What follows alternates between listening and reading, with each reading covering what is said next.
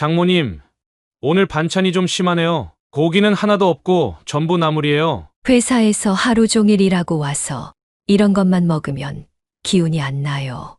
서준아, 오늘 아침에 장 보러 갔는데 고기가 신선해 보이지 않아서. 그럼 다른 데 가서 사오시면 되잖아요. 제가 매달 생활비 드리는데. 내가 아침부터 저녁까지 제이 돌보고 집안일까지 다 하는데 이제 반찬까지 투정하니? 그럼 내일부터는 너희가 직접 장 봐서 요리해. 나는 제이만 돌볼게. 엄마, 왜 그렇게 예민하게 구는 거야? 서준이가 그냥 하는 말인데. 예민한 게 아니라 합당한 거야. 내가 노예야. 종일 애 보고 청소하고 빨래하고 요리하고. 그런데도 불평만 들으니 기운이 빠지는구나. 사연을 듣고 난 후 각자의 의견을 댓글로 남겨주시기 바랍니다. 사소한 댓글이라도 사연자분에게 큰 힘이 될 수 있습니다. 각색될 수 있고 사연자분의 입장에서 구성될 수 있습니다. 1990년 봄, 갑작스러운 재앙이 고두선 여사의 삶을 덮쳤습니다. 그녀의 남편이 일하던 조선소에서 대형 화재가 발생했고 다른 동료들을 구하려다 그만 목숨을 잃고 말았습니다. 당시 큰딸 미라는 5살, 작은 딸 보라는 3살에 불과했습니다. 하늘이 무너지는 듯한 절망 속에서도 그녀는 슬픔에 빠져 있을 여유조차 없었습니다. 2 어린 딸들을 먹이고 입혀야 했기 때문입니다. 어떻게 아이에게 아빠가 다시는 돌아오지 않는다고 설명할 수 있을까요? 결국 그녀는 미라의 작은 손을 잡고 눈물만 흘렸습니다. 장례식을 치르고 나서야 현실이 실감났습니다. 남편이 남긴 보험금으로 당장의 생활은 가능했지만 2 아이를 키우기엔 턱없이 부족했습니다. 고두선 여사는 잠시도 지체할 수 없었습니다. 그녀가 할 수 있는 일을 찾아 발버둥 쳤고 마침내 부산 해운대 일대의 대형 오피스텔과 상가 건물 청소부로 취직했습니다. 매일 새벽 5시에 일어나 아이들 아침을 준비하고 이웃집 할머니께 아이들을 맡긴 뒤 출근했습니다.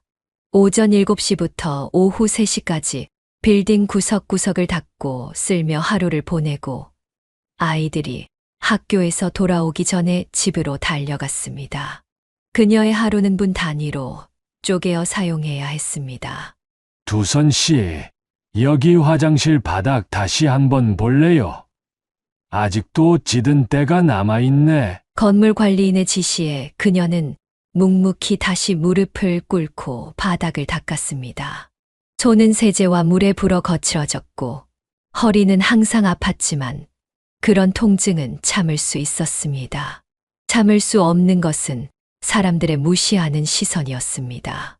저기 청소하는 아줌마, 과불에 애들 둘 키우느라 고생한대. 저런, 불쌍해라. 남자 없이 애들 키우려면 얼마나 힘들겠어.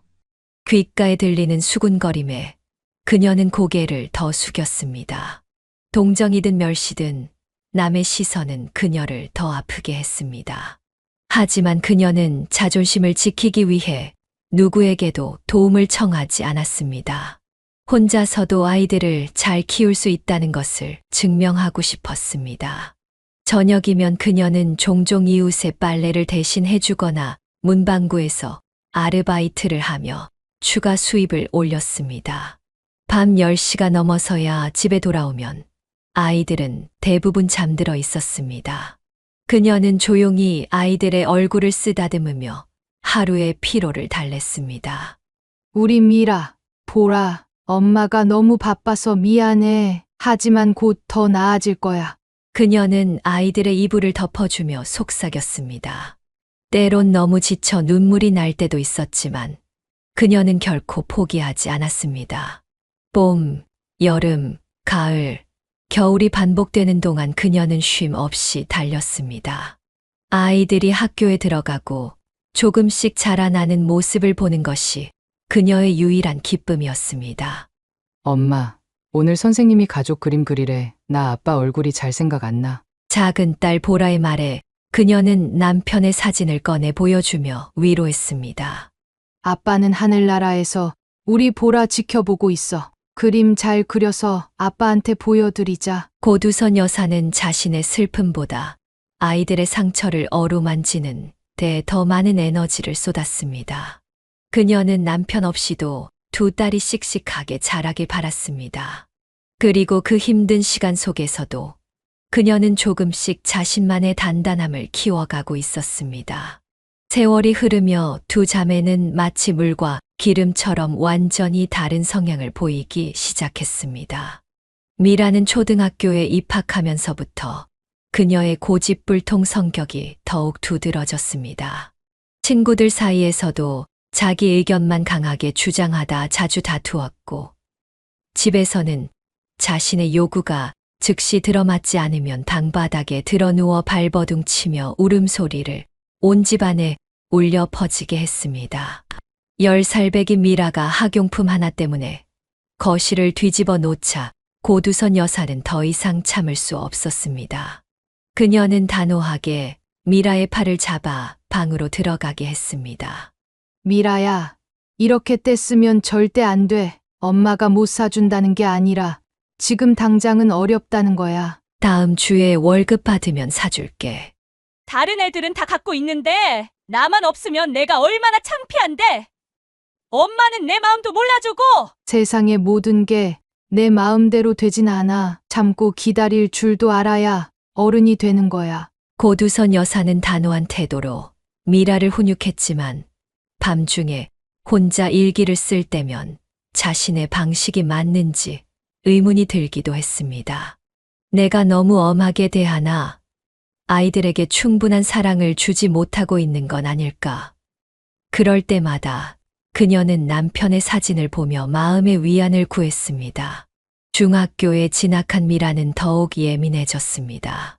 특히 엄마의 직업에 대해 극도로 민감하게 반응했습니다. 어느 날 학교 친구들이 집 앞까지 놀러 왔다가 청소 도구를 들고 들어오는 고두선 여사를 목격한 후로 미라의 태도는 더욱 냉담해졌습니다. 엄마! 다시는 내 친구들 앞에 그런 모습으로 나타나지 마! 걔네들이 이제 날 어떻게 볼지 알아? 미라야, 내 직업이 뭐가 부끄러운 일이니? 이렇게라도 일해서 우리 식구 먹여 살리는데. 다른 애들 엄마들은 회사원이나 선생님인데 우리 엄마는 청소부 하니까 내가 어떻게 학교를 다니겠어? 앞으로 학교 오지 마, 절대로! 미라의 날카로운 말에 고두선 여사의 심장은 찢어지는 듯 했습니다. 그날 밤 그녀는 화장실에 숨어 소리 없이 흐느꼈습니다. 어린 딸에게 상처받는 일이 이토록 고통스러울 줄 몰랐습니다. 남편의 흑백 사진을 품에 안고 그녀는 밤새 잠을 이루지 못했습니다. 반면 작은 딸 보라는 마치 다른 세계에서 온 아이처럼 차분하고 이해심이 깊었습니다. 소리 지르며 떼쓰는 언니와 달리 보라는 항상 조용히 자신의 마음을 표현했습니다. 언니, 내 색연필도 가져갔어. 그거 숙제해야 하는데. 시끄러워! 내가 쓸 거니까 나중에 줄게. 그래, 다 쓰면 알려줘. 근데 내일까지 꼭 돌려줘. 응? 미라가 심술을 부려도 보라는 언제나 차분하게 대응했습니다. 고두선 여사가 두 딸 사이에 끼어들어 언니를 혼내려 할 때면 보라가 먼저 말렸습니다. 괜찮아요. 엄마, 언니도 숙제하느라 급한가 봐요. 제가 기다릴게요. 우리 보라, 너무 착하다만 그래도 내 물건인데 함부로 가져가게 하면 안 돼. 언니도 돌려줄 거예요. 걱정하지 마세요. 초등학교 4학년 때였습니다. 담임 선생님이 내가 가장 존경하는 사람에 대한 글짓기 숙제를 냈습니다. 보라는 망설임 없이 엄마에 대한 글을 썼습니다. 선생님은 그 글이 너무 감동적이어서 학급 게시판에 붙여놓았고 나중에 교내 글짓기 대회에도 나가 상을 받았습니다. 우리 엄마는 슈퍼히어로예요. 어떤 슈퍼맨보다도 더 강하고 어떤 원더우먼보다도 더 용감해요. 아빠가 하늘나라로 가신 후 엄마 혼자서 우리 형제를 키우느라 매일 새벽부터 밤늦게까지 일하시지만 집에 오시면 항상 웃으면서 우리를 안아주세요. 비가 오나 눈이 오나 한 번도 쉬지 않고 일하시는 엄마를 보면 세상에서 가장 대단한 분이라고 생각해요. 커서 저도 엄마처럼 강하고 따뜻한 사람이 될 거예요. 보라가 학교에서 돌아와 상장과 함께 그 글을 보여주었을 때 고두선 여사는 주체할 수 없는 눈물을 흘렸습니다. 모든 고단함과 서러움이 한순간에 녹아내리는 순간이었습니다. 우리 보라 이렇게 예쁜 마음을 어디서 배운 거니? 엄마한테요. 엄마가 항상 힘들어도 웃으면서 일하는 거 봤어요. 그녀는 보라를 꼭 안아주었습니다. 아이의 작은 어깨가 그녀의 눈물로 젖었습니다. 주말이면 보라는 집안일을 돕겠다며 쫓아다녔습니다. 빗자루보다 키가 작은 아이가 바닥을 쓸고 설거지를 하려고 발판을 가져다 놓는 모습이 안쓰러웠지만 그 마음만은 너무 고마웠습니다. 남편의 기일이 되면 쌀을 씻고 과일을 씻어 정성껏 차리는 것도 도왔습니다. 아빠, 저 보라예요. 엄마랑 언니랑 잘 지내요. 엄마가 너무 힘들어하실 때는 제가 안아드려요. 아빠도 하늘에서 우리 지켜봐 주세요. 어린 보라의 기도를 들으며 고두선 여사는 자신이 얼마나 복받은 사람인지 새삼 깨달았습니다. 한 아이의 방황이 가슴 아프게 했지만 또 다른 아이의 성숙함은 그녀에게 큰 위안이 되었습니다. 중학교를 마친 미라는 고등학교에 진학하면서 더욱 통제불능 상태에 빠져들었습니다. 교복 치마는 짧게 올리고 화장품 몰래 챙겨 가방에 넣어 학교에서 진한 화장을 했습니다. 공부는 뒷전이고 친구들과 어울리며 노래방과 당구장을 전전했습니다. 그녀의 성적표는 매 학기 바닥을 쳤습니다. 미라야, 학교에서 연락이 왔다. 또 수업 빠졌다며? 이번이 몇 번째야? 아, 진짜 귀찮게. 수업이 너무 지루해서 못 견디겠단 말이야. 듣고 있어도 하나도 안 들어와. 공부가 재밌으면 누가 고생하겠니? 그래도 최소한 학교는 가야지. 너 이러다 퇴학당한다. 그럼 더 좋겠네. 나 원래 대학 같은 거 안 갈 거야. 그냥 취업할 거라고. 고두선 여사는 어떻게든 미라를 바른 길로 인도하려 애썼지만 날이 갈수록 통제력을 잃어갔습니다. 그녀는 미라의 담임과 자주 상담했고 학교 상담사의 도움도 구했지만 별 효과가 없었습니다. 최악의 사태는 미라가 고1이 되던 해 겨울에 일어났습니다. 그날 밤 11시가 넘었는데도 미라는 집에 돌아오지 않았습니다. 휴대폰은 꺼져 있고 친구들에게 연락해봐도 어디에 있는지 알 수 없었습니다. 초조함에 떨던 그녀는 자정 무렵 현관문이 열리는 소리를 들었습니다. 이 시간에 어디서 오는 거야? 전화는 왜 안 받고? 현관에 서 있던 미라는 비틀거리며 신발을 벗지도 못한 채 벽에 기대어 있었습니다. 코를 찌르는 술 냄새가 진동했습니다. 엄마, 나 좀 피곤해. 내일 얘기하자. 너 술 마셨니? 미라의 눈은 초점을 잃고 있었고 얼굴은 붉게 달아올라 있었습니다. 고두선 여사는 충격에 휩싸였습니다. 아직 16살, 법적으로 술을 마실 나이도 안 된 딸이 만취 상태로 집에 돌아온 것입니다. 누가 너한테 술을 줬어? 누구랑 마신 거야? 아, 몰라. 아는 오빠들이 잘 챙겨줬어. 재밌었어. 그녀는 그 자리에서 쓰러질 듯한 미라를 부축해 욕실로 데려갔습니다. 찬물로 세수를 시키고 토하게 한 뒤 겨우 방에 눕혔습니다. 그날 밤 그녀는 미라의 옆에서 한숨도 자지 못했습니다. 내 딸이 어떻게 이렇게 됐을까? 혹시 나쁜 사람들한테 이용당하는 건 아닐까? 다음 날 아침 숙취에 시달리는 미라에게 그녀는 단호하게 말했습니다. 오늘부터 학교 마치면 바로 집에 와. 나 퇴근할 때까지 집에서 공부하는 거 확인할 거야. 핸드폰도 일주일간 압수야. 엄마, 나도 인권이 있어. 내 자유권 침해하는 거 알아? 너 같은 애들 자유는 걱정 마. 경찰서에 신고해서 술집 단속이라도 하게 할까? 미성년자한테 술 팔면 얼마나 큰일인지 알아? 미라는 입을 다물었지만 그 눈빛은 여전히 반항적이었습니다. 그녀는 미라에게 회초리를 들기도 했지만 체벌은 오히려 미라의 반항심만 키우는 것 같았습니다. 주변에서는 홀어머니 밑에서 자라서 그런다는 수군거림이 들려왔고 그 소리가 그녀의 가슴을 더욱 아프게 했습니다. 다행히 고3이 되자 미라는 조금씩 변화의 기미를 보였습니다. 진로 고민이 시작되면서 미래에 대한 불안감이 그녀를 책상 앞으로 이끌었던 것 같습니다. 밤늦게까지 공부하는 모습은 아니었지만 적어도 학교는 빠지지 않고 다녔습니다. 미라야, 너 요즘 많이 달라졌다. 무슨 일 있니? 별거 아니야. 그냥 졸업하고 뭐 할지 좀 생각해봤어. 나도 대학은 가야 할 것 같아서. 고두선 여사는 미라의 변화에 안도했지만 이미 2년 넘게 방황한 시간을 만회하긴 역부족이었습니다. 결국 미라는 지방의 작은 전문대학에 겨우 진학했습니다. 반면 보라는 학창시절 내내 모범생의 길을 걸었습니다. 중학교 시절부터 공부에 재능을 보였고 고등학교에서는 늘 상위권을 유지했습니다. 밤늦게까지 공부하는 딸을 위해 고두선 여사는 따뜻한 우유와 간식을 챙겨주곤 했습니다. 보라야, 너무 무리하지 마. 건강이 제일이야. 괜찮아요.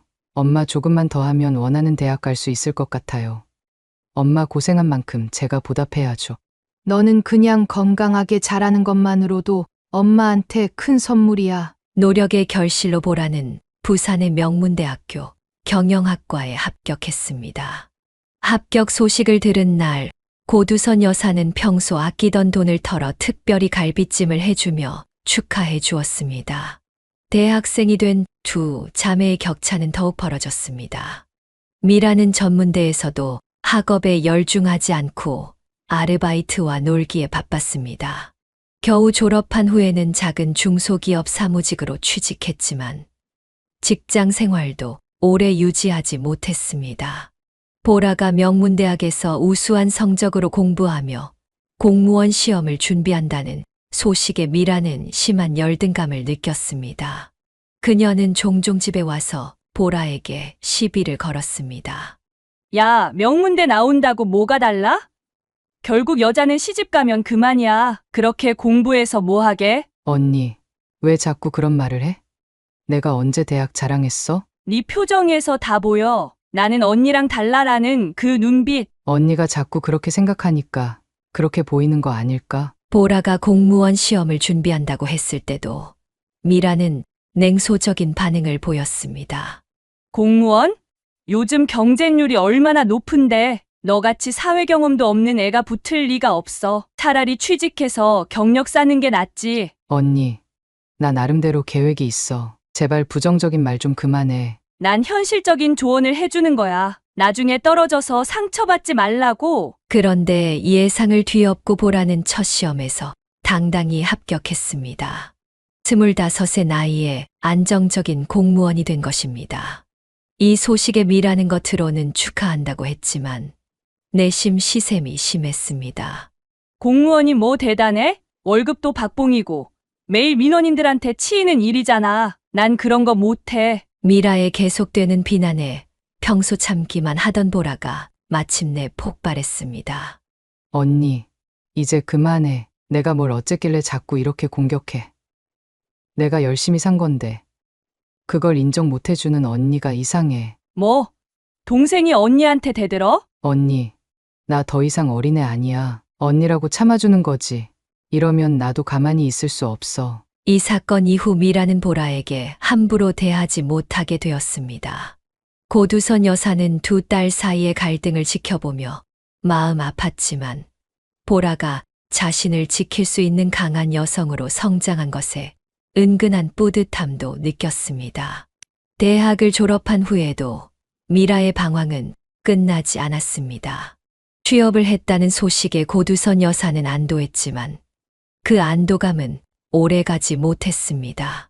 미라는 회사 생활에 적응하지 못하고 자주 지각하거나 결근했습니다. 밤늦게까지 친구들과 클럽에서 놀다가 아침에 일어나지 못하는 일이 잦았기 때문입니다. 미라야, 오늘도 회사 안 갔니?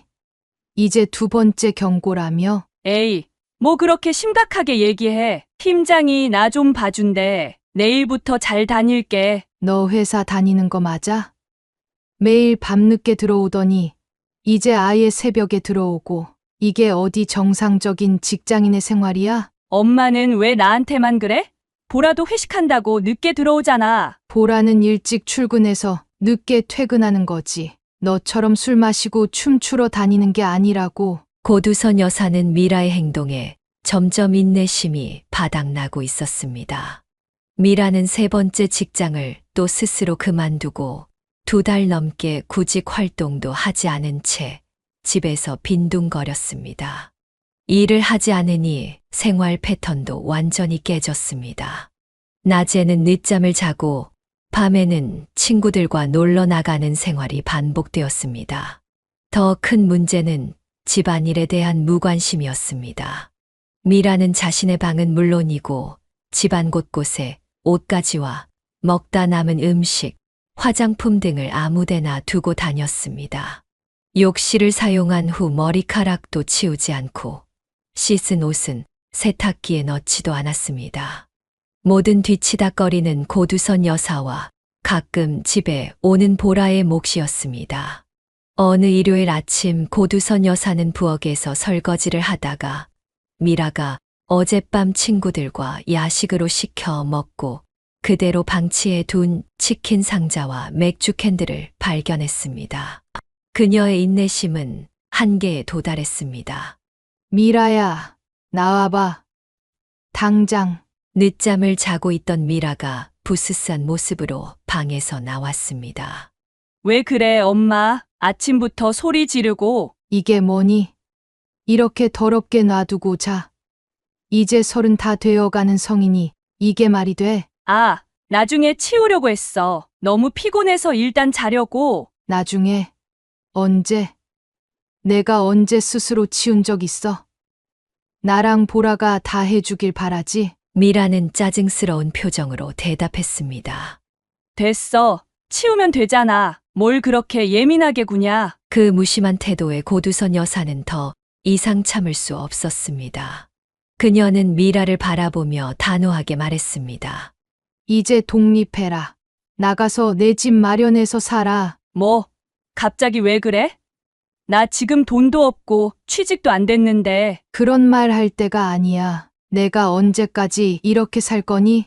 철들어야지. 이제 취직해서 독립할 나이야. 엄마, 내가 어디 갈 곳이 있어? 돈도 없는데 어떻게 나가라고? 내가 아빠 없이 자랐다고 계속 봐줬는데 이제는 더 이상 안 되겠다. 30살이 다 되어 가는데 아직도 이 모양이면 앞으로는 더 심해질 거야. 1달 안에 나가. 고두선 여사의 결심은 확고했습니다. 미라가 울며 불며 매달렸지만 그녀는 단호하게 마음을 굳혔습니다. 어린 시절부터 아빠 없이 자랐다는 미안함에 너무 많이 봐주고 감싸준 게 오히려 아이를 망친 것 같다는 생각이 들었기 때문입니다. 엄마, 제발, 나 어떻게 살라고 이러는 거야. 내가 혼자 살아보면 인생이 뭔지 알게 될 거야. 밥벌이가 얼마나 힘든지 빨래와 청소가 저절로 되는 게 아니라는 걸 깨닫게 될 거고. 결국 미라는 친구의 도움으로 작은 원룸을 구해 독립하게 되었습니다. 처음에는 성질을 부리며 나갔지만 독립 후 일주일도 안 되어 전화로 하소연을 시작했습니다. 엄마, 밥 해 먹기가 너무 귀찮아. 편의점 음식만 먹으니까 속이 다 버려. 빨래도 너무 힘들어. 이걸 일일이 세탁기에 넣고 말리고 개고 어떻게 이렇게 일이 많아? 고두선 여사는 미라의 하소연을 들으면서도 단호하게 대응했습니다. 그래. 그게 현실이야. 내가 그동안 너희들 뒤에서 얼마나 많은 일을 해왔는지 이제 알겠지? 엄마, 미안해. 진짜 몰랐어. 엄마가 매일 이런 일을 다 하고 있었다니? 처음으로 미라의 목소리에 진심 어린 반성이 묻어났습니다. 고두선 여사는 마음이 아팠지만 이것이 미라를 위한 최선의 길이라고 믿었습니다. 비록 강제로 독립을 시켰지만 이 경험이 미라에게 인생의 소중한 교훈을 줄 것이라 생각했습니다. 내일 집에 와. 반찬 좀 싸줄게. 정말 고마워, 엄마. 단, 집에 들어오는 건 안 돼. 내 삶은 내가 책임져야 해. 그렇게 강제 독립 이후 미라는 조금씩 변화의 기미를 보이기 시작했습니다. 콜센터에 취직해 꾸준히 출근했고 가끔 집에 놀러 와서는 반찬을 싸가는 대신 직접 설거지를 도와주기도 했습니다. 이런 미라의 작은 변화가 고두선 여사에게는 큰 위안이 되었습니다. 엄마, 요즘 나 회사에서 인정받아. 성실하게 일한다고. 미라의 독립 생활은 생각보다 험난했습니다. 매일 아침 알람 소리에 억지로 일어나 출근 준비를 하고 퇴근 후에는 지친 몸으로 식사와 빨래, 청소까지 해야 하는 현실이 그녀를 점점 변화시켰습니다. 처음 몇 달간은 주말마다 고두선 여사에게 전화해 불평불만을 늘어놓았습니다. 엄마, 진짜 힘들어 죽겠어. 매일 일하고 집에 와서 또 집안일하고. 이게 사는 거야? 이제 알겠지? 내가 너희 키우면서 얼마나 고생했는지. 세탁소에 옷 맡기는데 돈이 너무 많이 들어 식비도 장난 아니고 월급의 반이 다 나가는 것 같아. 고두선 여사는 미라의 하소연을 들으면서도 결코 집으로 돌아오라는 말은 하지 않았습니다. 이것이 미라가 진정한 독립심과 책임감을 배우는 과정이라고 믿었기 때문입니다. 다 내 인생의 경험이야. 견디다 보면 요령도 생기고 돈 관리하는 법도 배우게 될 거야. 6달이 지났을 무렵 미라의 태도에 변화가 찾아왔습니다. 주말에 가끔 고두선 여사의 집을 방문할 때면 빈손으로 오지 않고 과일이나 작은 간식거리를 사들고 왔습니다. 더 놀라운 변화는 집안일을 자발적으로 돕기 시작했다는 점이었습니다. 엄마, 저기 옷장 정리 좀 도와줄까? 내가 요즘 유튜브 보고 옷 깨기 잘하는 법 배웠어. 괜찮아. 내가 쉬어야지. 아냐, 내가 할게. 엄마는 좀 쉬어. 미라는 고두선 여사의 옷장을 정리하며 옷들을 색상별로 분류하고 깔끔하게 개어 넣었습니다. 그런 미라를 보며 고두선 여사는 감동을 숨기지 못했습니다. 우리 미라 정말 많이 변했구나. 누가 가르쳐 준 거야? 그냥 혼자 살다 보니까 정리정돈이 습관이 됐어. 지저분하면 너무 스트레스 받더라고. 미라의 진심 어린 변화는 말뿐만 아니라 행동으로도 나타났습니다. 어느 날은 저녁 식사 후 자기도 모르게 설거지를 하고 있는 자신을 발견하고 놀라기도 했습니다. 예전에는 상상도 못할 일이었습니다. 어버이날에는 처음으로 카네이션과 함께 작은 선물을 준비해 왔습니다. 평소 고두선 여사가 손목 통증을 호소하자 마사지기를 선물한 것입니다. 엄마, 이거 손목에 좋대. 내가 인터넷에서 리뷰 보고 고른 거야. 어머, 이런 걸 다 비싼 건 아니지? 괜찮아. 요새 일 열심히 해서 보너스도 받았어. 엄마 생각하면서 골랐어. 고두선 여사는 미라의 선물을 받으며 눈시울이 붉어졌습니다. 잠시 화장실에 가서 눈물을 훔치고 돌아왔습니다. 오랜 시간 기다린 딸의 성장이 이제야 결실을 맺는 것 같았습니다. 엄마, 사실 솔직히 말할게. 처음에 독립했을 때는 엄마가 너무 미웠어. 왜 나만 내쫓냐고 생각했거든. 근데 이제 보니까 그게 다 날 위한 거였더라고. 그랬니? 엄마가 나 없이 집에서 혼자 청소하고 빨래하고 요리하는 모습을 상상해 보니까 내가 얼마나 이기적이었는지 깨달았어. 미안해, 엄마. 미라가 고두선 여사의 손을 잡고 살짝 눈물을 보였습니다. 이런 진솔한 대화는 처음이었습니다. 고두선 여사는 딸의 손을 꼭 쥐며 웃어 보였습니다. 괜찮아. 엄마는 내가 잘 자라주면 그걸로 충분해. 독립한 지 1년쯤 지났을 때 미라는 콜센터에서 고객 응대 능력을 인정받아 본사 고객 상담팀으로 발탁되었습니다.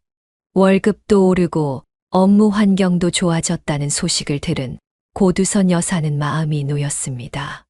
이즈음 고두선 여사도 변화를 맞이했습니다. 나이가 들면서 새벽부터 시작되는 청소 일이 점점 힘들어졌기 때문입니다. 매일 아침 허리와 무릎 통증으로 고생하던 그녀는 결국 23년간 해온 청소 일을 그만두기로 결심했습니다.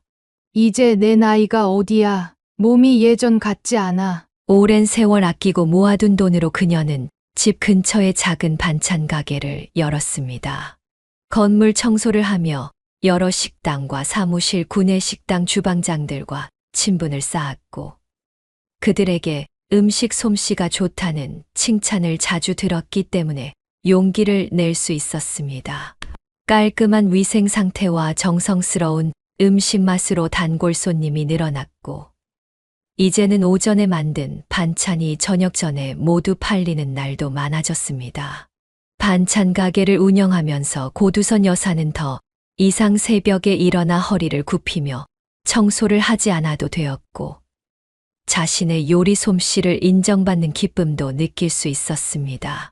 경제적으로도 안정되어 마음의 여유가 생겼습니다. 반찬 가게를 연 지 2년쯤 지났을 때 미라가 특별한 소식을 들고 찾아왔습니다. 36의 나이에 직장에서 만난 남자와 결혼한다는 소식이었습니다. 엄마, 나 다음 달에 결혼해. 정식으로 인사드리러 이번 주말에 데려올게. 정말. 어머, 우리 미라가 드디어 어떤 사람이니? 나이는? 직업은? 나보다 3살 많아. 우리 회사 금융팀에서 일해. 성격 진짜 좋고 책임감 있는 사람이야. 고두선 여사는 흥분을 감추지 못했습니다. 늦게라도 제대로 된 짝을 만나 결혼한다는 소식에 안도감이 밀려왔습니다. 그동안의 걱정과 한숨이 한순간에 사라지는 기분이었습니다. 주말에 찾아온 미라의 예비 신랑은 첫인상부터 믿음직스러웠습니다. 정중하게 인사를 드리며 꽃다발과 선물을 건넸습니다. 안녕하세요. 장모님, 제가 미라 잘 챙기고 행복하게 해드리겠습니다. 앞으로 잘 부탁드립니다. 고두선 여사의 마음은 따뜻해졌습니다. 비록 우여곡절이 많았지만 이제 큰딸도 제 길을 찾아가고 있다는 생각에 가슴이 뿌듯했습니다. 미라의 약혼자는 은행에서 개인대출 심사를 담당하는 과장이었습니다. 첫 만남부터 고두선 여사에게 깊은 인상을 남겼습니다. 정갈한 차림새와 예의 바른 태도, 그리고 무엇보다 미라를 바라보는 따뜻한 눈빛이 마음에 들었습니다. 장모님, 이건 제가 고향에서 가져온 한과 세트예요. 어머니께서 직접 골라주셨어요. 어머, 이런 걸 다. 고마워요. 앞으로 미라 잘 챙기고 행복하게 해드릴게요. 장모님께서도 저희 많이 아껴주세요. 상견례는 서준의 부모님이 사는 경기도 용인에서 진행되었습니다. 고두선 여사는 긴장된 마음으로 보라와 함께 사돈댁을 방문했습니다. 박가사돈은 중소기업 공장장으로 일하는 분이었고 안사돈은 그의 두 번째 부인이었습니다. 안녕하세요. 처음 뵙겠습니다. 고두선이라고 합니다. 네, 저희도 반갑습니다. 서준이가 미라 양에 대해 많이 얘기해 줬어요. 표면적으로는 화기애애한 분위기였지만 식사 시간 내내 고두선 여사는 미묘한 불편함을 느꼈습니다. 박가사돈 부부는 서준보다 그의 여동생 서연에게 더 많은 관심을 보였습니다. 대화 주제도 주로 서연의 업적과 성과에 집중되어 있었습니다. 우리 서연이가 이번에 대기업 입사 시험에 합격했다니까요. 사촌 중에서도 제일 먼저 대기업 간 거예요. 서연아, 엄마가 특별히 내가 좋아하는 갈비찜 해놨어. 많이 먹어. 그에 비해 서준에 대한 언급은 거의 없었습니다. 오히려 서준이 무슨 말을 하면 박가사돈이 무심하게 끊어버리는 경우도 있었습니다. 고두선 여사는 그 모습이 마음에 걸렸지만 첫 만남에서 너무 깊이 들어가는 것은 예의가 아니라고 생각해 말을 아꼈습니다. 집으로 돌아오는 길에 미라에게 조심스럽게 물었습니다. 서준 씨 부모님이 좀 특이하시네. 서준 씨보다 여동생을 더 챙기시는 것 같던데. 엄마도 눈치챘구나. 사실 서준 오빠 아버님이 재혼하신 후에 새엄마가 친딸인 서연이만 특별히 예뻐했대. 그래서 오빠가 좀 서운했다고 해. 그랬구나. 친엄마가 일찍 돌아가셨다면서? 응. 오빠가 중학교 2학년 때 암으로 돌아가셨대. 그 후에 아버님이 1년 만에 지금 어머님이랑 재혼하셨고, 학대받거나 그런 건 아니었지? 그건 아니야. 학비도 다 대주고 필요한 건 다 해줬대. 근데 정서적으로 외로웠다고 해. 특히 여동생이 태어난 후로는 더. 고두선 여사는 안타까운 마음이 들었습니다. 그녀 자신이 두 딸을 홀로 키우며 얼마나 어려웠는지 알기에 어머니 없이 자란 서준의 마음이 어떠했을지 충분히 짐작할 수 있었습니다. 우리 서준이 마음고생 좀 했겠구나. 그래서 나랑 미라한테 더 가족같이 대하고 싶어 하는 것 같아. 서준은 그 후로도 자주 찾아와 고두선 여사를 공경했습니다. 명절 때는 항상 먼저 인사를 오고 소소한 생활용품이나 건강식품을 사들고 왔습니다. 심지어 고두선 여사의 반찬 가게, 일손이 부족할 때는 주말에 와서 배달도 도와주었습니다. 서준아, 이렇게까지 안 해도 돼. 너도 바쁠 텐데. 괜찮아요, 장모님. 제가 장모님 반찬 먹으면서 힘내서 일하는데 이 정도는 도와드려야죠. 결혼식이 다가오면서 고두선 여사는 오랫동안 모아둔 결혼 자금을 내놓기로 결심했습니다. 오래전부터 그녀는 두 딸에게 똑같이 5천만 원씩 결혼 자금으로 주려고 꾸준히 적금을 부어왔습니다. 미라야, 서준아. 엄마가 너희 결혼 자금으로 5천만 원을 주려고 해. 엄마, 정말 그렇게 큰 돈을. 장모님, 너무 감사합니다. 저희가 어떻게 보답해야 할지. 이건 엄마가 너희 두 딸 낳은 날부터 모아온 거야. 너희 언니는 5천. 보라도 나중에 결혼하면 5천 줄 거고. 미라는 눈물을 글썽이며 어머니를 안았습니다. 어린 시절부터 말썽을 피우고 속을 썩였던 자신에게까지 이렇게 큰 사랑을 베푸는 어머니의 마음에 그녀는 깊은 감동을 받았습니다. 엄마, 정말 고마워. 내가 이런 딸인데도. 뭘 이런 딸이야. 너도 이제 잘 살아갈 거잖아. 엄마는 그것만으로도 행복해. 장모님 덕분에 정말 좋은 집을 구했어요. 저희 능력만으로는 이런 곳은 꿈도 못 꿨을 거예요. 그래. 첫 시작이 중요한 거야. 앞으로 열심히 살면서 더 좋은 집으로 옮기면 되는 거지. 네. 제가 열심히 일해서 꼭 좋은 집으로 미라 모시고 살게요. 장모님도 자주 놀러 오세요. 결혼식은 소박하지만 따뜻한 분위기 속에서 진행되었습니다. 그동안 미라와 사이가 소원했던 친구들까지 축하해 주러 와서 더욱 의미 있는 자리가 되었습니다. 식장에서 고두선 여사는 사위의 부모님과 다시 만났습니다. 여전히 바깥사돈 부부는 서준보다는 서연에게 더 관심을 보였고 서준의 결혼에 그다지 큰 의미를 두지 않는 듯 했습니다. 그런 모습을 본 고두선 여사는 마음속으로 다짐했습니다. 서준이가 우리 가족이 되었으니 내가 친아들처럼 챙겨줘야겠구나. 저 사람들이 못 채워준 사랑을 내가 조금이라도 채워줘야지. 결혼식이 끝난 후 신혼여행을 떠난 두 사람을 배웅하며 고두선 여사는 가슴이 뭉클했습니다. 오랜 세월 고생 끝에 이제 큰딸도 제 짝을 만나 새 출발을 하는 모습이 너무나 감격스러웠습니다. 보라야, 내 언니 정말 예쁘지 않니? 이제 좋은 사람 만나서 행복하게 살 거야. 네. 엄마 서준 오빠 정말 좋은 사람 같아요. 언니 잘 챙겨줄 것 같아요. 그래. 엄마도 그렇게 생각해. 이제 내 차례만 남았네. 어머, 엄마. 저 아직 일에 집중하고 싶은데요. 그렇게 고두선 여사 가족에 새로운 식구가 추가되었습니다. 처음으로 맞이하는 남자 식구였지만 고두선 여사는 서준을 금세 자신의 가족처럼 편안하게 대해 주었습니다. 아버지 없이 자란 두 딸에게 남자의 존재가 얼마나 중요한지 알았기에 고두선 여사는 서준이 좋은 사위이자 보라에게는 좋은 형이 되어주길 바랐습니다. 결혼 생활 1년이 갓 지났을 무렵 미라로부터 기쁜 소식이 전해졌습니다.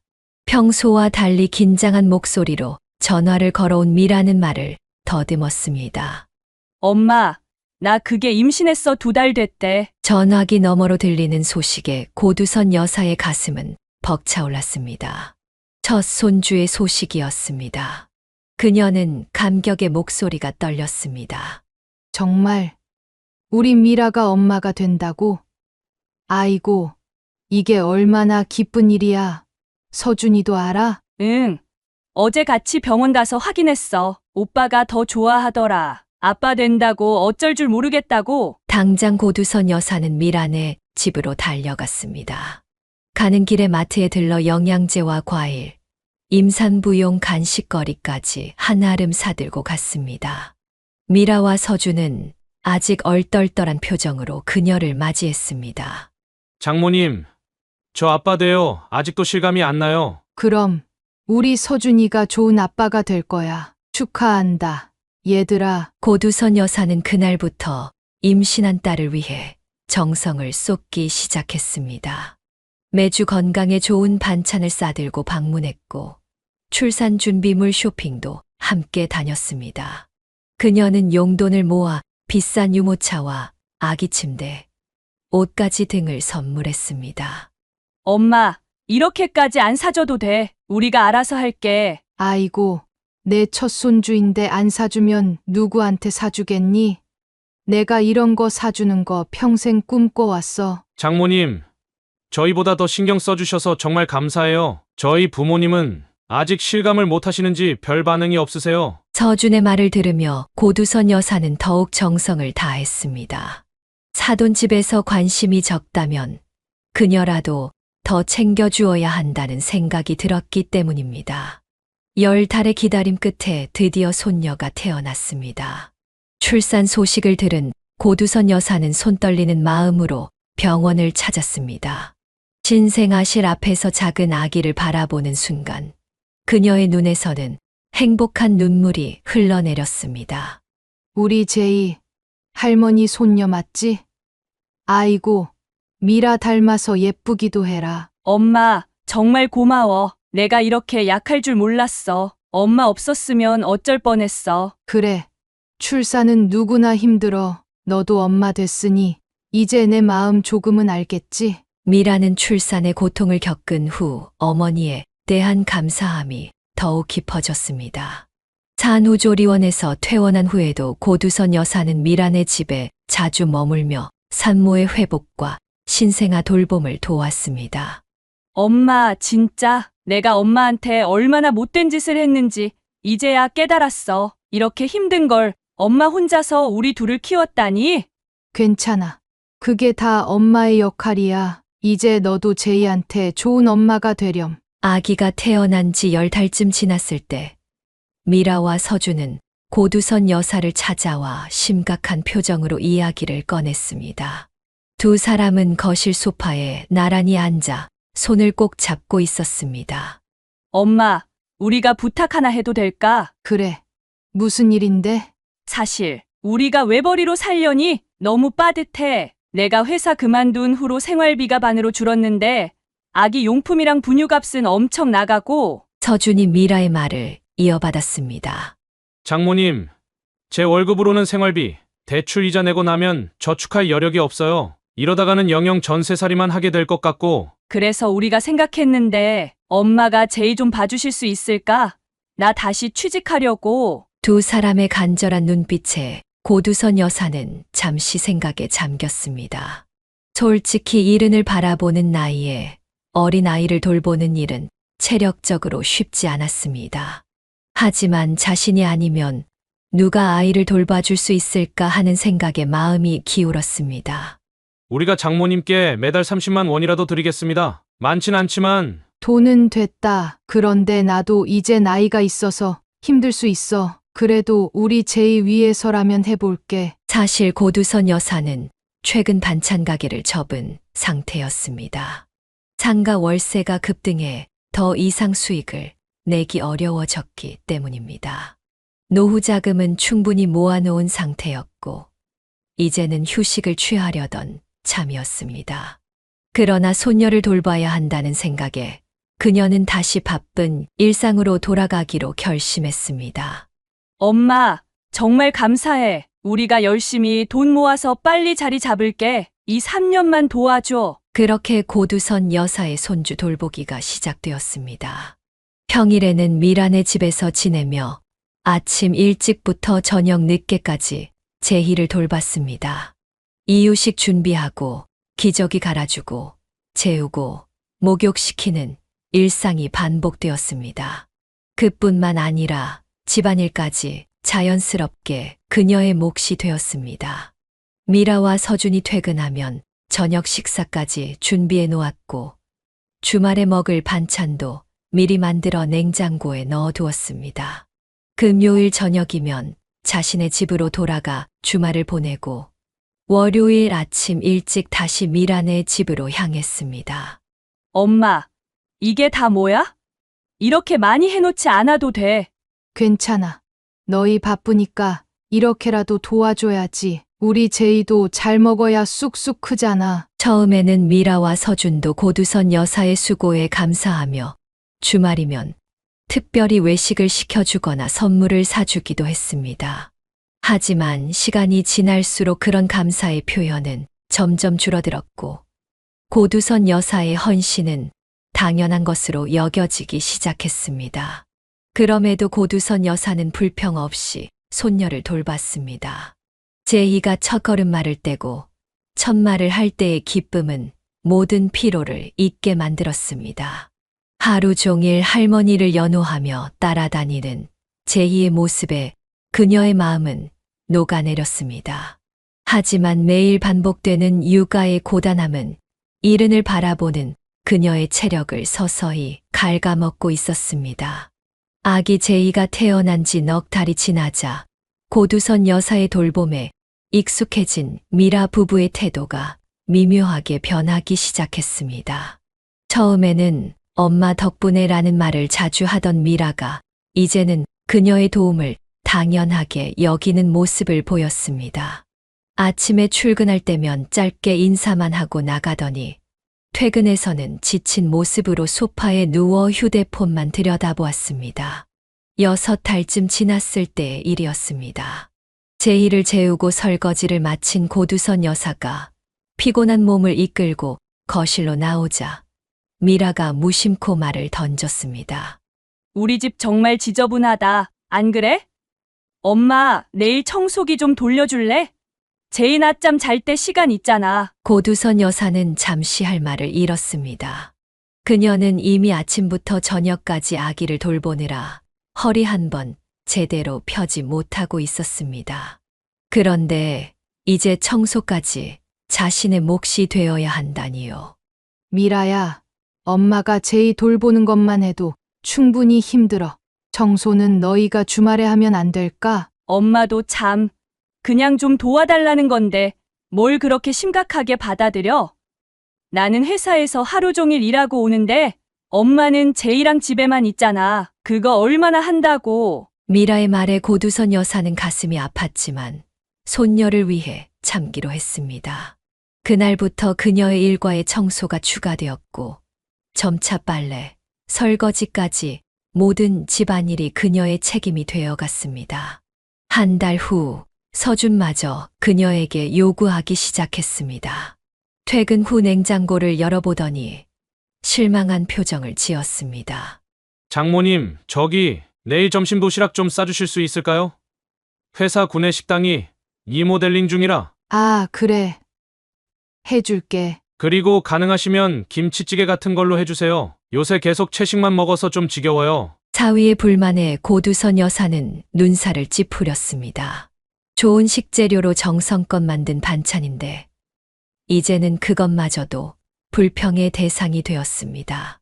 하지만 그녀는 다음 날 아침 일찍 일어나 김치찌개를 끓이고 도시락까지 정성껏 준비했습니다. 상황은 점점 악화되었습니다.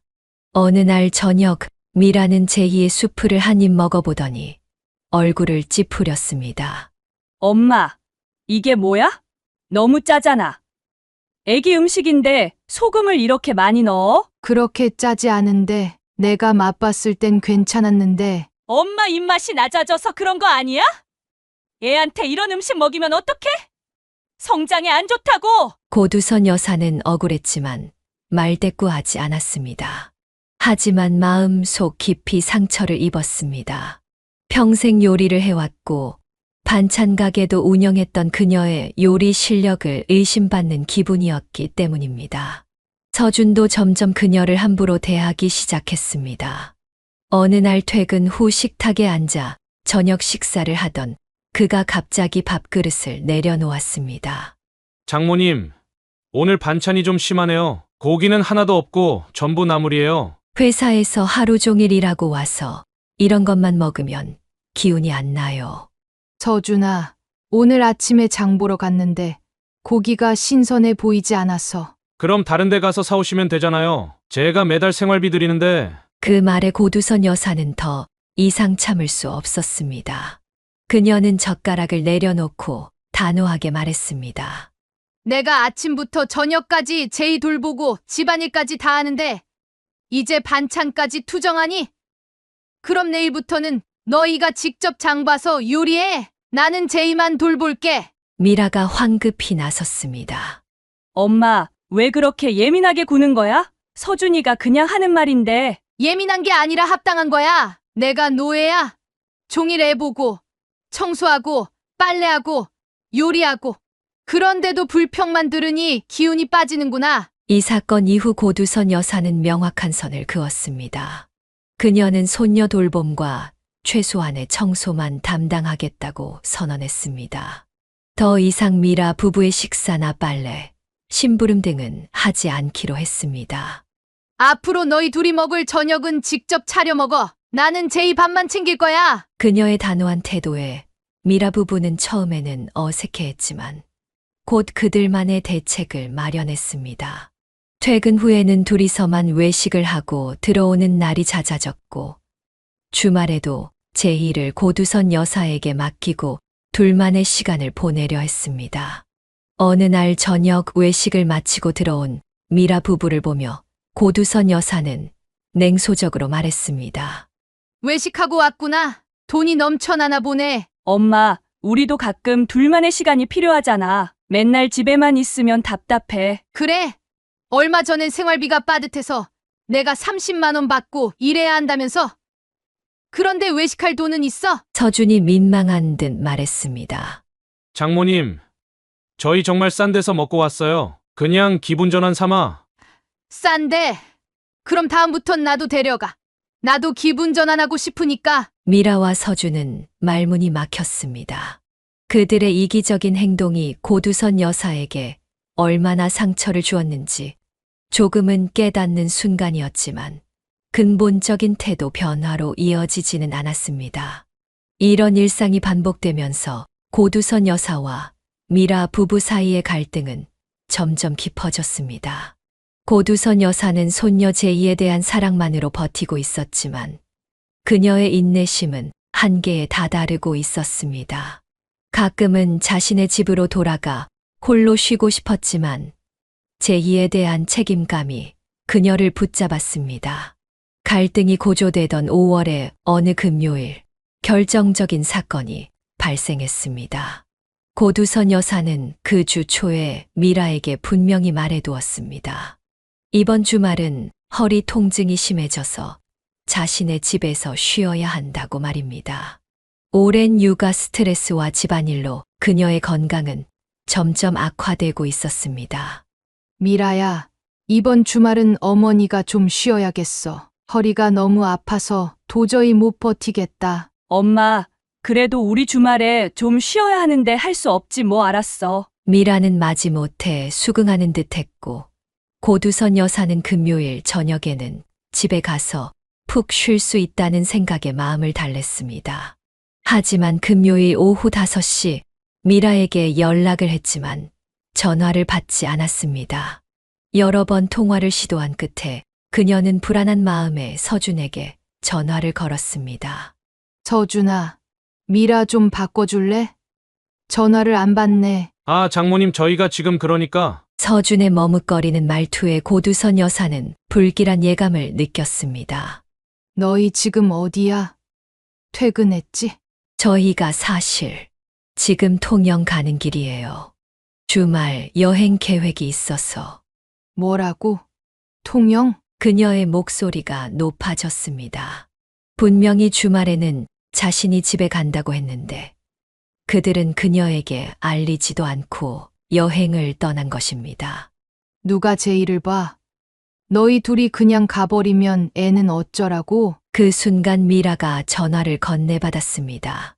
엄마, 왜 그렇게 화내? 우리도 가끔은 좀 쉬어야지. 1년 내내 일만 하는 거 아니잖아. 우리 결혼기념일이라 특별히 계획한 거란 말이야. 그래도 미리 말을 해야지. 내가 주말에는 못 본다고 했잖아. 그리고 뭐? 결혼기념일? 너희 결혼기념일은 다음 달 아니었어? 아, 그게 이번에 호텔 할인 이벤트가 있어서. 그리고 엄마도 우리한테 계속 짜증만 내잖아. 우리도 좀 쉴 필요가 있다고. 고두선 여사는 분노로 몸이 떨렸습니다. 그들의 뻔뻔함과 이기심이 도를 넘어섰다고 느꼈습니다. 내가 짜증을 내. 그럼 누구 때문에 내가 이 나이에 육아를 하고 있는데? 이제 와서 그런 말을 해? 엄마, 우리 이제 출발했으니까 어쩔 수 없잖아. 일요일 저녁에는 돌아갈게. 제이 잘 부탁해. 제이 좋아하는 간식은 냉장고 2번째 칸에 있어. 미라의 무책임한 태도에 고두선 여사는 할 말을 잃었습니다. 그녀의 건강이나 계획은 전혀 고려하지 않은 채 자신들의 즐거움만 생각하는 딸 부부에게 깊은 실망감을 느꼈습니다. 엄마도 딸이 이렇게 행복하게 여행 가는 거 좋잖아. 내가 평생 애만 보다 늙어 죽었으면 좋겠어? 그게 아니라 내가 왜 내 상황은 전혀 고려하지 않는 거야? 난 인간이 아니야? 아이 참, 엄마도 너무 예민하게 구는 거 아니야? 어차피 엄마도 집에 가도 혼자 있을 거잖아. 차라리 제이랑 같이 있는 게 더 좋지 않아? 말문이 막힌 고두선 여사는 더 이상 대화를 이어갈 수 없다고 판단하고 전화를 끊었습니다. 그들의 뻔뻔함에 화가 났지만 결국 제희를 홀로 둘 수는 없었습니다. 그녀는 어쩔 수 없이 주말 내내 제희를 돌보며 허리 통증을 참아야 했습니다. 작은 딸 보라에게는 이 사실을 알리지 않았습니다. 보라가 알면 미라에게 화를 낼 것이고 그러면 가족 간의 갈등이 더 커질 것이기 때문입니다. 대신 이번 주말은 원래 미라네 집에 있기로 했어 라고 둘러댔습니다. 주말 내내 제이를 돌보며 청소와 빨래, 설거지를 모두 미뤄둔 채 최소한의 집안일만 했습니다.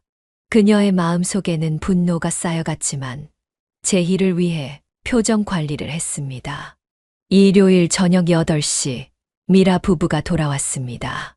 그들의 얼굴에는 여행의 즐거움이 남아 있었고 손에는 작은 봉지 하나를 들고 있었습니다.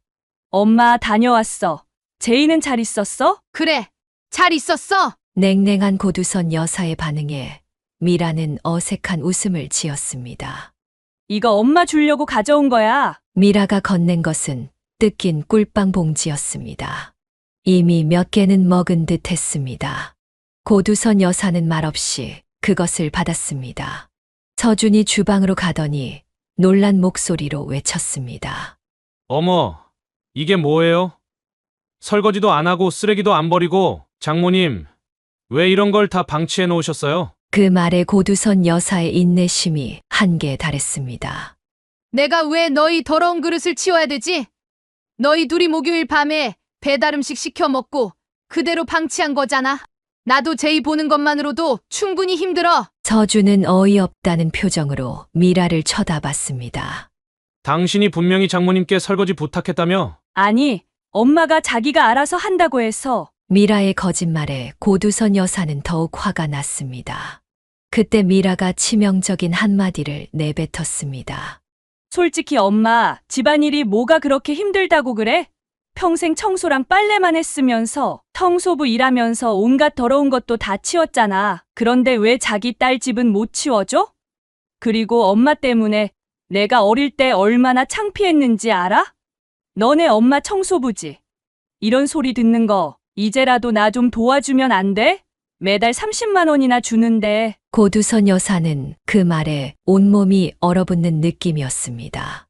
그녀의 평생 희생과 노력이 단지 그딴 집안일로 폄하되고 자신의 직업이 여전히 딸에게 부끄러움의 대상이라는 사실이 가슴을 찢었습니다.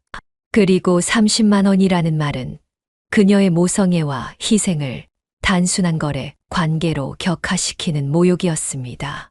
순간적인 분노에 그녀는 손에 들고 있던 호두과자 봉지를 미라의 얼굴을 향해 던졌습니다. 이딴 걸 선물이라고 가져와? 너나 실컷 먹어. 내 마음씨만큼이나 싸구려야? 엄마, 왜 이래? 미쳤어? 미친 게 아니라 정신이 드는 거야. 이제 알겠다. 난 너한테 그냥 공짜 보모일 뿐이구나. 내가 평생 널 키우고 사랑해준 게 다 소용없었어. 미라는 당황한 표정으로 서준을 쳐다봤습니다. 서준이 나서려 했지만 고두선 여사는 손을 들어 그를 막았습니다. 오늘부로 난 더 이상 제의를 안 봐줄 거야. 내일 아침에 내 짐 챙겨서 돌아갈 테니 다른 사람 구해. 어린이집이든 베이비시터든 알아서 해. 엄마, 갑자기 그러면 우리는 어떡하라고? 내일 당장 출근해야 하는데. 그건 너희 문제야. 부모 마음도 모르는 자식 도울 이유가 없어. 미라는 갑자기 태도를 바꿔 애원하는 목소리로 말했습니다. 엄마, 내가 잘못했어. 순간 화가 나서 그런 말 한 거야. 엄마 없으면 우리 정말 못 살아. 제발. 그만해. 내가 진심으로 미안해하는 게 아니라 당장 급해서 그러는 거잖아. 넌 앞으로도 똑같을 거야. 나한테 해준 것도 보라한테 했고 결혼자금도 주겠다고? 내가 너희 똑같이 사랑했어. 하지만 넌 그 사랑을 당연하게만 여겼지? 고두선 여사는 단호하게 짐을 챙기기 시작했습니다. 그녀의 결심은 확고했습니다. 아무리 딸이라도 이 정도의 무례함과 배은망덕함은 더 이상 참을 수 없었습니다. 고두선 여사가 단호하게 나온 후 미라 부부는 완전히 당황했습니다.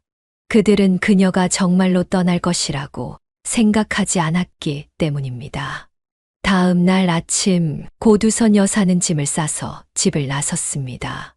미라는 현관에서 그녀를 붙잡으려 했지만 소용없었습니다. 엄마, 제발 우리 어떻게 해야 할지 모르겠어. 서준이 출근해야 하는데. 그건 너희 문제야. 어제도 말했잖아. 난 더 이상 너희 뒷바라지 안 해. 그럼 내가 회사에 휴가 내볼게. 일주일만 시간 줘. 우리가 다른 방법 찾을 테니까. 안 돼. 내 결정은 바뀌지 않아.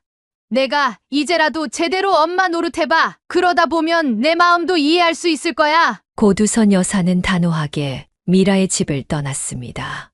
집으로 돌아온 그녀는 오랜만에 혼자만의 시간을 가질 수 있었습니다. 조용한 집에서 그동안의 피로가 한꺼번에 밀려왔고 그녀는 하루 종일 깊은 잠에 빠졌습니다. 그날 오후 미라로부터 연속해서 전화가 왔지만 고두선 여사는 받지 않았습니다. 저녁에는 서준까지 전화를 걸어왔습니다. 장모님, 정말 죄송합니다. 저희가 너무 이기적이었어요. 월급을 50만 원으로 올려드릴게요. 제발 한 번만 더 기회를 주세요. 이보게, 이건 돈 문제가 아니야. 내가 식모인가? 사람에는 한계가 있는 법이야. 장모님, 저희가 진심으로 반성하고 있어요. 미라도 많이 울고 있고 제이도 할머니를 찾아요. 제이 때문에 마음이 아프긴 하지만 이건 너희가 책임져야 할 문제야. 내가 없어도 잘 키울 수 있을 거야. 그녀의 단호한 태도에 서준과 미라는 결국 다른 대안을 찾아야 했습니다. 며칠 후 미라는 문자를 보냈습니다. 엄마, 우리가 제이 어린이집 자리 구했어. 출근 시간 조정해서 내가 데려다주고 서준이가 데려오기로 했어. 엄마 없이도 잘 살 거니까 걱정 마. 고두선 여사는 그 메시지에 담긴 원망의 기색을 느꼈지만 답장하지 않았습니다.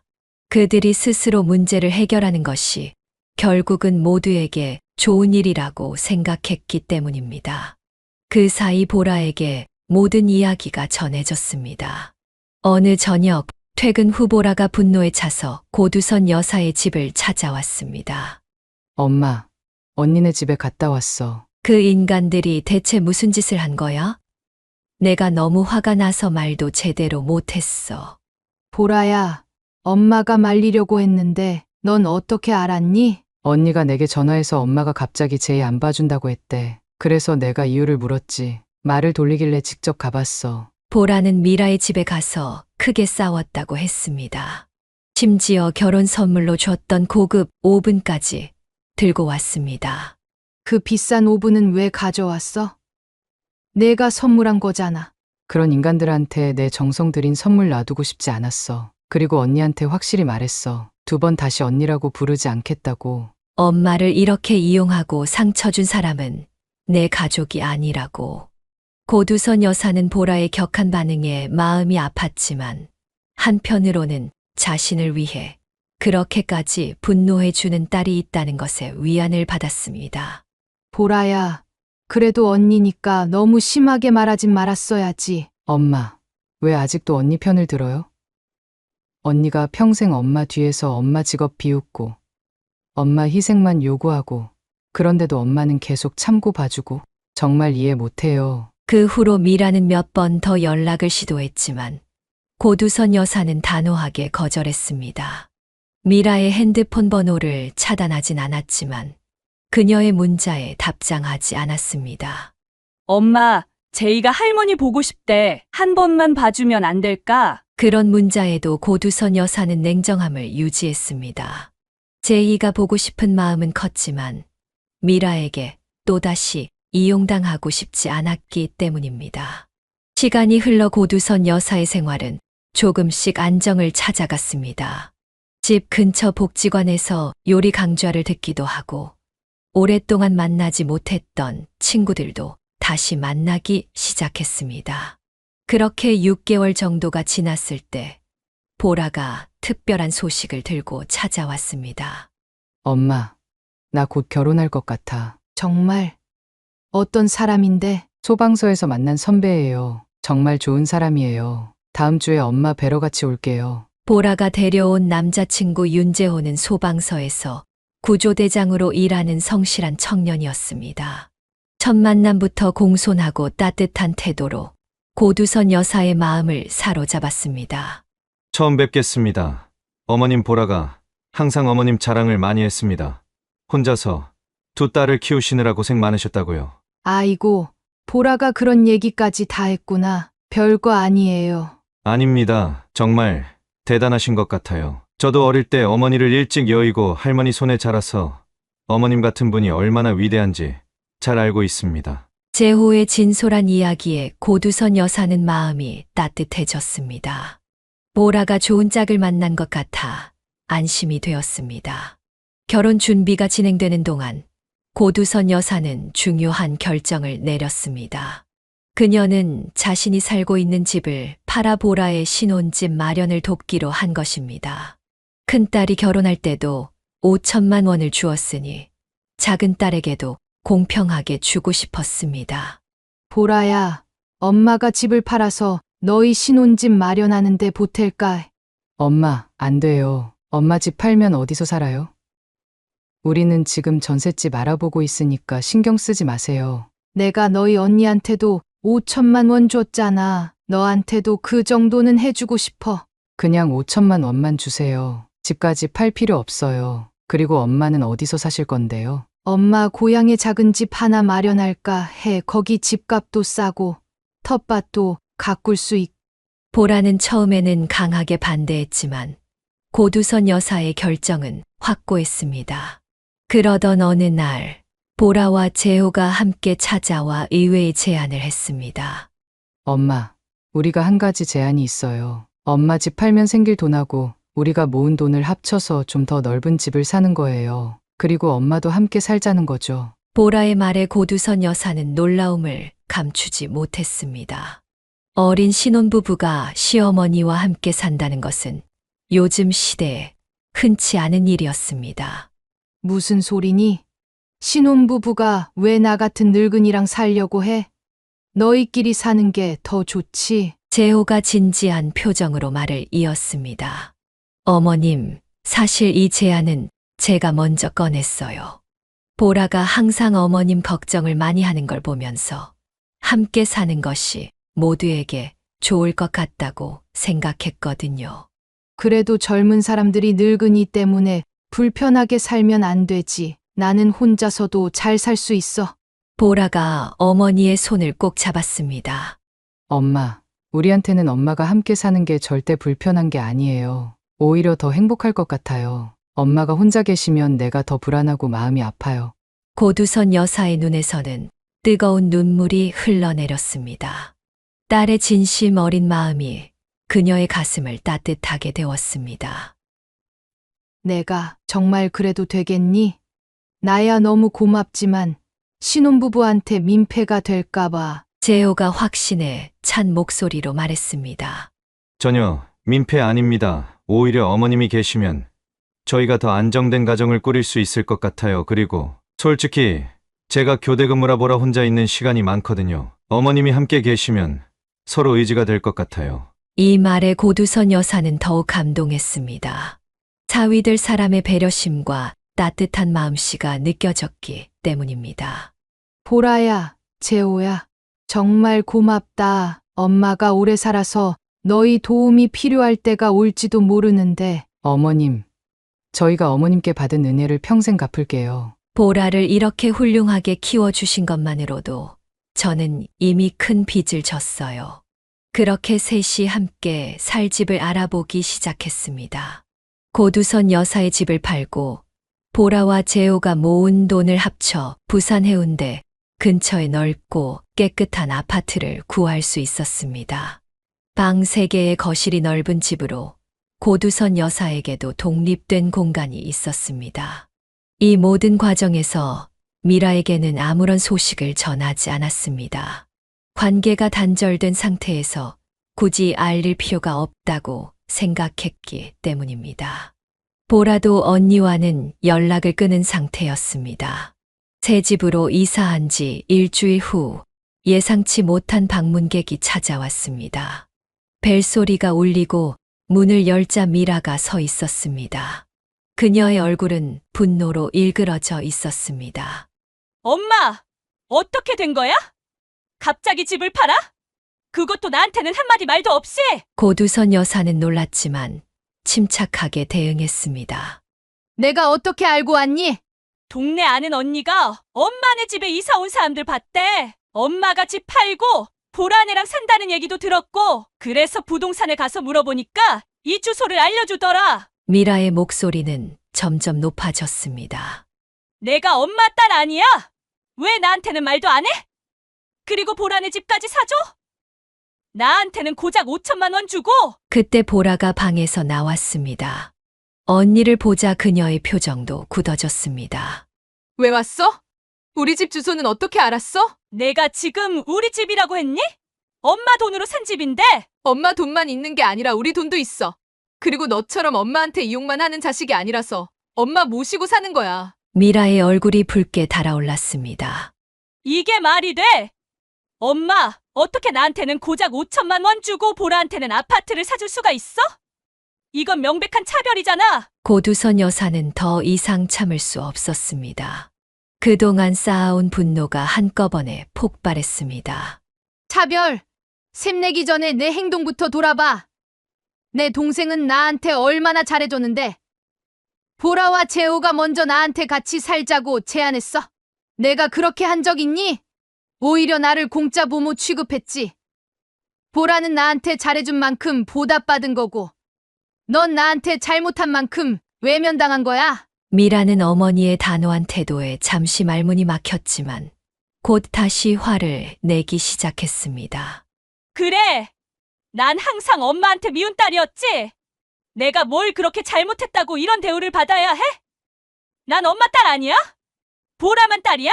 그때 재호가 현관에 나타났습니다. 그는 조용하지만 단호한 목소리로 말했습니다. 미라 씨, 이제 그만하셨으면 좋겠습니다. 어머님께서 많이 상처받고 계세요. 더 이상 이런 식으로 소란을 피우시면 경찰에 신고할 수밖에 없습니다. 뭐?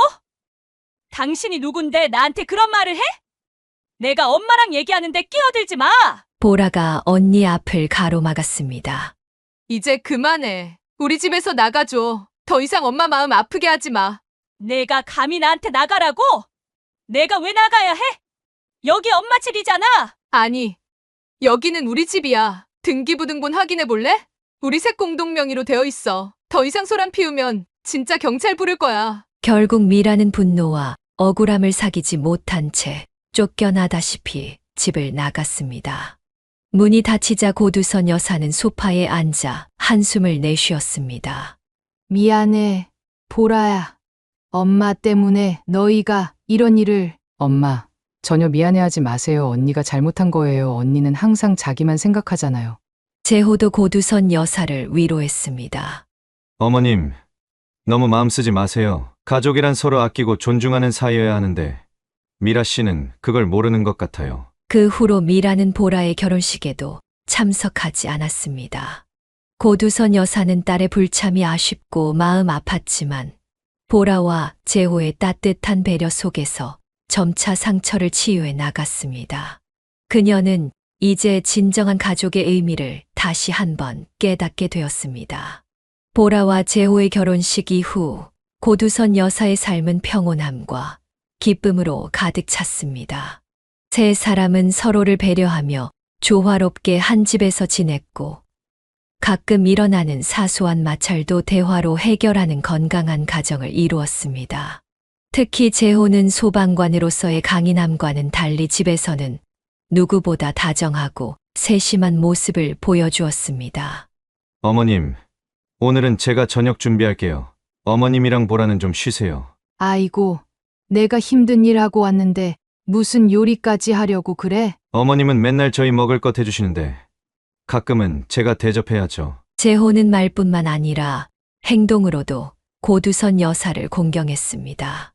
그는 자신의 어린 시절 이야기를 들려주며 할머니 손에 자란 경험 때문에 나이 든 분들의 지혜와 인생 경험을 존중하게 되었다고 말했습니다.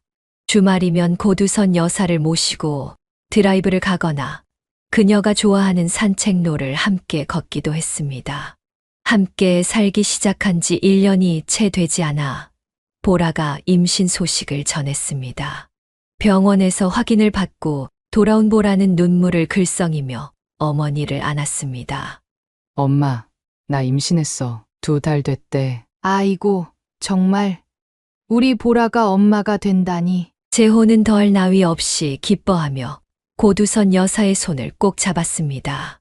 어머님, 이제 진짜 가족이 다 모였네요. 저는 이런 행복이 꿈만 같아요. 그날 저녁 세 사람은 특별한 자리를 마련했습니다. 장모님, 제가 이런 행복을 누릴 수 있는 건 전부 장모님 덕분이에요. 장모님이 보라를 이렇게 훌륭하게 키워주셨기에 지금 이런 천사 같은 아기도 저희에게 찾아온 거잖아요. 정말 감사드립니다. 고두선 여사는 재호의 진심 어린 말에 눈시울을 붉혔습니다.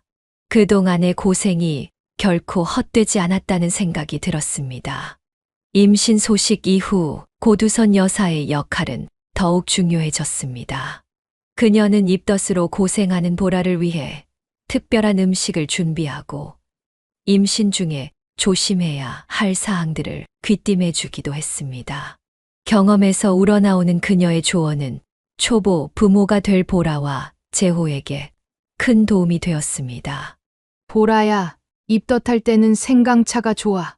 엄마가 끓여줄게. 엄마, 내가 뭘 해도 다 토해내는데 그게 도움이 될까? 그래도 한번 마셔봐. 엄마가 너 가질 때도 이거 마시고 많이 나아졌어. 고두선 여사는 자신도 모르게 미라를 떠올렸습니다. 미라가 임신했을 때도 이렇게 정성껏 돌봐줬는데 그때는 그 마음을 알아주는 것 같았지만 결국 시간이 지나자 모든 것을 당연시 여겼던 기억이 떠올랐습니다. 미라는 지금 어떻게 지내고 있을까? 간혹 그런 생각이 들 때면 고두선 여사는 마음 한구석이 아파왔습니다. 아무리 잘못한 딸이라도 결국은 자신의 피와 살이기 때문입니다. 제희의 웃는 모습도 가끔 꿈에 나타났고 손녀의 성장 과정을 함께하지 못하는 것도 아쉬움으로 남았습니다. 하지만 그녀는 여전히 미라에게 먼저 연락할 생각은 없었습니다. 그것은 분노나 미움 때문이 아니라 진정한 교훈을 주기 위한 어머니로서의 마지막 가르침이라고 생각했기 때문입니다. 어차피 만나봐야 서운하다는 말이나 도움을 요청하는 말뿐일 것이라는 생각도 있었습니다. 엄마, 가끔 언니 생각나요? 어느 날 보라가 조심스럽게 물었습니다. 그럼 안 날 리가 있겠니? 내 언니도 내 자식인데. 한번 연락해 볼까요? 아기 태어나면 언니네도 알려주고. 고두선 여사는 잠시 생각에 잠겼다가 고개를 저었습니다. 아직은 아니야. 너희 언니가 스스로 깨달음을 얻어야 해. 부모가 무조건 희생하고 자식은 받기만 하는 게 아니라는 걸, 서로 존중하고 감사해야 한다는 걸 말이야. 근데 만약 언니가 먼저 연락 온다면요? 그때 가서 생각해보자. 고두선 여사는 미라가 진정으로 자신의 잘못을 깨닫고 스스로 변화하기를 바라고 있었습니다. 그것은 미라 자신을 위해서도 필요한 과정이라고 생각했습니다. 부모라는 존재가 당연히 모든 것을 희생하고 내어주어야 하는 대상이 아니라 한 사람의 인간으로서 존중받아야 하는 존재라는 것을 미라가 깨달았으면 했습니다. 시간이 흘러 보라의 출산일이 가까워졌습니다. 고두선 여사는 이제 곧 두 번째 손주를 만난다는 생각에 설렘과 기대로 가득 찼습니다. 첫 손주 때는 육아를 직접 도맡아 하느라 정작 할머니로서의 기쁨을 충분히 누리지 못했지만 이번에는 달랐습니다. 그녀는 진정한 의미의 할머니 역할을 할 수 있었습니다. 엄마, 우리 아기 태어나면 엄마가 이름 지어주세요. 그래도 될까? 요즘 젊은 사람들은 장명소도 가고 그러던데. 저희는 엄마가 지어준 이름이 더 의미 있을 것 같아요. 엄마가 우리 가족의 중심이니까요. 고두선 여사는 보라의 배를 쓰다듬으며 미소 지었습니다. 그녀는 이제 자신의 삶이 무의미하지 않았다는 것을 깨달았습니다. 오랜 세월 힘들게 살아왔지만 지금의 행복이 그 모든 고통의 대가라고 생각하니 감사함이 밀려왔습니다. 엄마, 우리 재호 오빠가 엄마 생신에 깜짝 선물 준비한다고 뭔가 몰래 계획 중이에요. 절대 모르는 척 해주세요. 아이고, 그 바쁜 사람이 뭘 또 그런 걸 준비해. 같이 밥 한 끼 먹는 것만으로도 충분한데. 엄마가 얼마나 소중한 분인데요. 우리가 평생 갚아도 부족할 은혜예요. 그렇게 고두선 여사는 작은 딸 가족과 함께 하루하루를 소중하게 살아가고 있습니다. 과거의 상처는 아직 완전히 아물지 않았지만 현재의 행복이 그 아픔을 조금씩 치유해주고 있었습니다. 그녀는 언젠가 미라도 진정한 가족의 의미를 깨닫고 돌아오길 조용히 기다리고 있습니다. 사연을 듣고 댓글을 남겨주시기 바랍니다. 사소한 의견일지라도 사연자분에게는 큰 힘이 됩니다. 노골적인 악성 댓글은 사연자분에게 상처가 될 수 있으니 삼가주시기 바랍니다.